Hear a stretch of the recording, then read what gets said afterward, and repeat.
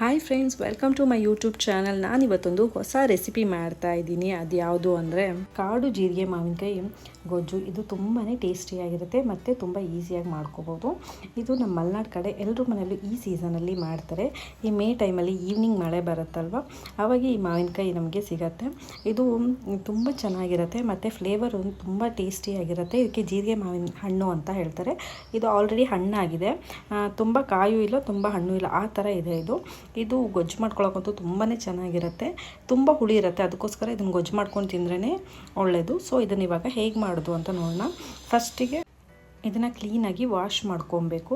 ನಾನಿಲ್ಲಿ ನೀರಲ್ಲಿ ಹಾಕಿಬಿಟ್ಟು ಒಂದೊಂದನ್ನೇ ನೀಟಾಗಿ ವಾಶ್ ಮಾಡ್ಕೊತೀನಿ. ಯಾಕಂದರೆ ಮಳೆ ಬರೋದ್ರಿಂದ ಅದು ಫುಲ್ಲು ಮಣ್ಣಲ್ಲಿ ಬಿದ್ದಿರುತ್ತೆ, ಫುಲ್ ಮಣ್ಣಾಗಿರುತ್ತೆ. ಸೊ ಇದು ಕಾಡಲ್ಲೇ ಸಿಗೋದು ಅಥವಾ ನಮ್ಮ ಹಳ್ಳಿಗಳಲ್ಲಿ ಸಿಗುತ್ತೆ. ನಿಮಗೆ ಮಾರ್ಕೆಟಲ್ಲೆಲ್ಲ ಈ ಹಣ್ಣು ಸಿಗೋದಿಲ್ಲ, ಅದೇ ಅಲ್ಲೇ ಸಿಗೋದಿದು. ತುಂಬಾ ಚೆನ್ನಾಗಿರುತ್ತೆ. ಇದನ್ನು ಫಸ್ಟು ನೀಟಾಗೆಲ್ಲ ವಾಶ್ ಮಾಡ್ಕೊಬೇಕು. ಇದರಲ್ಲಿರೋ ಮಣ್ಣೆಲ್ಲ ಹೋಗೋ ರೀತಿ ವಾಶ್ ಮಾಡಬೇಕು. ವಾಶ್ ಮಾಡಿಬಿಟ್ಟು ಇದನ್ನು ಕುಕ್ ಮಾಡಬೇಕು. ಅಂದರೆ ನಾನು ಇದನ್ನು ಫುಲ್ಲು ಕುದಿಸ್ತಾ ಇಲ್ಲ, ಜಸ್ಟ್ ಸ್ವಲ್ಪ ನೀರು ಹಾಕಿಬಿಟ್ಟು ನಮ್ಮ ಕಡೆ ಕುಚ್ಕೊಳ್ಳೋದು ಅಂತ ಹೇಳ್ತಾರೆ, ಆ ಥರ ಸ್ವಲ್ಪ ಕುದಿಸ್ಕೊಬೇಕು. ಒಂದು ಕುದಿ ಬಂದರೆ ಸಾಕು, ತುಂಬ ಏನು ಕುದಿಯೋದು ಬೇಡ. ಜಸ್ಟ್ ಒಂದು ಕುದಿಗೆ ನಾವು ಇದನ್ನು ಆಫ್ ಮಾಡ್ಕೋಬೇಕು. ಏನಕ್ಕಂದರೆ ಇವಾಗ ಮಳೆಗಾಲ ಸ್ಟಾರ್ಟ್ ಆಗುತ್ತಲ್ವ, ಹಸಿ ಮಾವಿನಕಾಯಿ ತಿಂದರೆ ಕೋಲ್ಡ್ ಎಲ್ಲ ಆಗುತ್ತೆ ಅಂತ ಹೇಳ್ಬಿಟ್ಟು ಈ ಥರ ಕುದಿಸ್ಕೋಬೇಕು. ಇದನ್ನು ಏನು ಆಮೇಲೆ ಯಾವುದೇ ರೀತಿಯಾಗಿ ಇದನ್ನು ಕುಕ್ ಮಾಡಲ್ಲ, ಅದಕ್ಕೋಸ್ಕರ ಇವಾಗಲೇ ನಾನು ಸ್ವಲ್ಪ ಕುದಿಸ್ಕೊಂಡಿದ್ದೀನಿ. ಮಾವಿನಕಾಯಿ ಸಿಪ್ಪೆ ಬಿಡಿಸ್ಲಿಕ್ಕೂ ಈಸಿ ಆಗುತ್ತೆ. ಹೀಗೆ ಒಂದೊಂದೇ ಸಿಪ್ಪೆ ನೀಟಾಗಿ ಬಿಡಿಸ್ಕೊಬೇಕು. ಇದಂತೂ ಮಾಡೋದು ಸಖತ್ ಈಸಿ.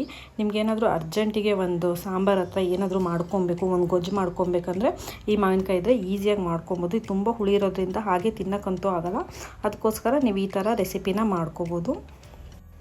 ನಾನಿದು ಸಿಪ್ಪೆ ಮತ್ತು ಗೊರಟು ಬೇರೆ ಬೇರೆ ಇಡ್ತಾಯಿದ್ದೀನಿ. ಒಂದೊಂದನ್ನೇ ನೀಟಾಗಿ ಬಿಡಿಸ್ಕೊಬೇಕು.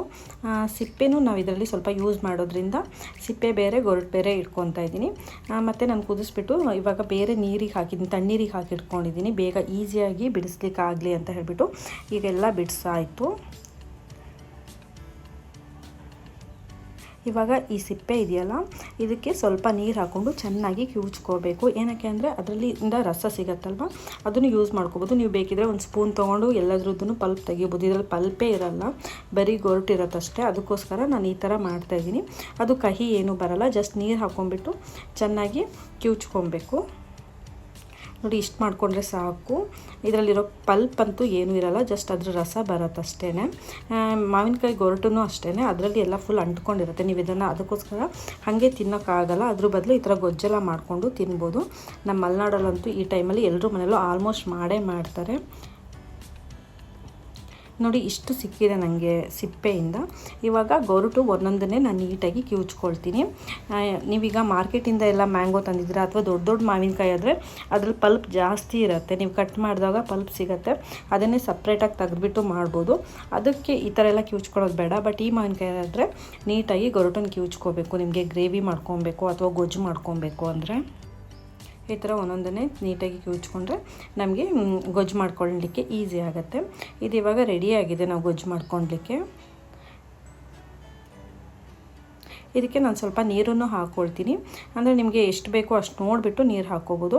ಇದು ಆಲ್ರೆಡಿ ತುಂಬ ಹುಳಿ ಇರುತ್ತೆ, ಸೊ ನಾವು ನೀರು ಎಷ್ಟು ಹಾಕ್ಕೊಂಡ್ರು ಮತ್ತು ಫ್ಲೇವರ್ ತುಂಬ ಚೆನ್ನಾಗಿರುತ್ತಲ್ವ, ಚೆನ್ನಾಗಿ ಅನಿಸುತ್ತೆ. ಉಪ್ಪು ರುಚಿಗೆ ಎಷ್ಟು ಬೇಕೋ ಅಷ್ಟು ನೋಡಿಬಿಟ್ಟು ಹಾಕ್ಕೊಳ್ಳಿ. ಮತ್ತು ಇದಕ್ಕೆ ಖಾರದ ಪುಡಿ ಹಾಕ್ಕೊಳ್ತಾ ಇದ್ದೀನಿ. ಖಾರನೂ ಅಷ್ಟೇ ನಿಮ್ಮ ರುಚಿಗೆ ಎಷ್ಟು ಬೇಕೋ ಅಷ್ಟು ಹಾಕ್ಕೋಬೋದು. ಮತ್ತು ಬೆಲ್ಲ ಹಾಕಬೇಕು. ಇದಕ್ಕೆ ನಾನು ಈಗಲೇ ಬೆಲ್ಲ ಹಾಕ್ತಾಯಿಲ್ಲ, ನೀವು ಬೇಕಿದ್ರೆ ಈ ಥರ ಮಿಕ್ಸ್ ಮಾಡ್ತಾನೆ, ಈ ಥರ ಕಿವುಚ್ಕೊಳ್ತಾನೆ ಬೆಲ್ಲ ಹಾಕ್ಕೊಂಡು ಮಾಡ್ಬೋದು. ನಾನು ಲಾಸ್ಟಿಗೆ ಇದಕ್ಕೆ ಬೆಲ್ಲ ಹಾಕ್ತೀನಿ. ಹುಳಿ ಜಾಸ್ತಿ ಇರೋದ್ರಿಂದ ಬೆಲ್ಲ ಸ್ವಲ್ಪ ಜಾಸ್ತಿನೇ ಹಾಕೋಬೇಕು. ನಿಮ್ಮ ರುಚಿಗೆ ನೋಡಿಬಿಟ್ಟು ನೀವು ಬೆಲ್ಲ ಹಾಕೋಬೋದು. ನಾನು ಇವಾಗ ಹಾಕ್ತಾಯಿಲ್ಲ. ಇದಕ್ಕೆ ಇವಾಗ ಒಗ್ಗರಣೆ ರೆಡಿ ಮಾಡ್ತಾಯಿದ್ದೀನಿ. ಆ ಒಗ್ಗರಣೆಗೆ ಕೊಕೊನಟ್ ಆಯಿಲೇ ಯೂಸ್ ಮಾಡಿ, ತುಂಬ ಟೇಸ್ಟ್ ಅನಿಸುತ್ತೆ. ಬೇರೆ ಆಯಿಲ್ಗಿಂತ ಕೊಕೊನಟ್ ಆಯಿಲಲ್ಲೇ ಚೆನ್ನಾಗಿ ಅನಿಸುತ್ತೆ. ಮತ್ತು ಇದಕ್ಕೆ ಒಂದು 4 ಮೆಣಸು, ಒಂದು 4 ಕರಿಬೇವಿನ ಸೊಪ್ಪು ಹಾಕ್ತಿದ್ದೀನಿ, ಸ್ವಲ್ಪ ಜೀರಿಗೆ, ಇಷ್ಟೇ, ಜಾಸ್ತಿ ಏನೂ ಇಲ್ಲ. ಇದಿಷ್ಟನ್ನು ಹಾಕ್ಕೊಂಡು ಚೆನ್ನಾಗಿ ಫ್ರೈ ಮಾಡಿ ಗೊಜ್ಜಿಗೆ ಮಿಕ್ಸ್ ಮಾಡಿಕೊಂಡ್ರೆ ಆಯಿತು, ರೆಡಿ ಆಗುತ್ತೆ. ಎಲ್ಲ ಚೆನ್ನಾಗಿ ಫ್ರೈ ಆದಮೇಲೆ ಇದು ಮಾವಿನಕಾಯಿ ರೆಡಿ ಮಾಡ್ಕೊಂಡಿದ್ದೆ ಅಲ್ವಾ, ಅದನ್ನು ಹಾಕ್ತಾಯಿದ್ದೀನಿ. ಇದಕ್ಕೆ ನಾನು ಲಾಸ್ಟಿಗೆ ಬೆಲ್ಲ ಹಾಕ್ತೀನಿ. ಇದನ್ನು ನೆಕ್ಸ್ಟು ಏನು ಕುದಿಸ್ಕೊಳ್ಳೋದೆಲ್ಲ ಏನೂ ಇಲ್ಲ, ಜಸ್ಟು ಒಗ್ಗರಣೆ ಜೊತೆ ಮಿಕ್ಸ್ ಮಾಡಿದ್ರೆ ಆಯಿತು ಅಷ್ಟೇ. ಚೆನ್ನಾಗಿ ಮಿಕ್ಸ್ ಮಾಡಿಕೊಂಡು ಕೊನೆಗೆ ಬೆಲ್ಲ ನಿಮಗೆ ಎಷ್ಟು ಬೇಕೋ ಅಷ್ಟು ನೋಡಿಬಿಟ್ಟು ಹಾಕ್ಕೋಬೋದು. ನಾನಿಲ್ಲಿ ಪುಡಿ ಬೆಲ್ಲ ಹಾಕ್ತಾಯಿದ್ದೀನಿ, ಆರ್ಗ್ಯಾನಿಕ್ ಬೆಲ್ಲ ಯೂಸ್ ಮಾಡ್ತಾಯಿದ್ದೀನಿ. ನೀವು ಯಾವುದಾದ್ರೂ ಯೂಸ್ ಮಾಡ್ಕೋಬೋದು. ನಿಮ್ಮ ರುಚಿಗೆ ಎಷ್ಟು ಬೇಕೋ ಅಷ್ಟು ಬೆಲ್ಲ ಹಾಕ್ಕೊಂಡು ಚೆನ್ನಾಗಿ ಮಿಕ್ಸ್ ಮಾಡಿದ್ರೆ ಮಾವಿನಕಾಯಿ ಗೊಜ್ಜು ರೆಡಿ. ಇದು ತುಂಬ ಟೇಸ್ಟಿಯಾಗಿರುತ್ತೆ ಮತ್ತು ಬಿಸಿ ಬಿಸಿ ಅನ್ನದ ಜೊತೆಗಂತೂ ತುಂಬಾ ಚೆನ್ನಾಗಿರುತ್ತೆ. ನೀವು ಟ್ರೈ ಮಾಡಿ ನೋಡಿ ಹೇಗಿತ್ತು ಅಂತ ನನಗೆ ಕಮೆಂಟ್ ಮಾಡಿ. ಹೀಗೆ ನನ್ನೆಲ್ಲ ವೀಡಿಯೋಸ್ನೂ ನೋಡ್ತಾ ಇರಿ. ಲೈಕ್, ಶೇರ್, ಕಮೆಂಟ್ ಮಾಡಿ. Thank you friends for watching.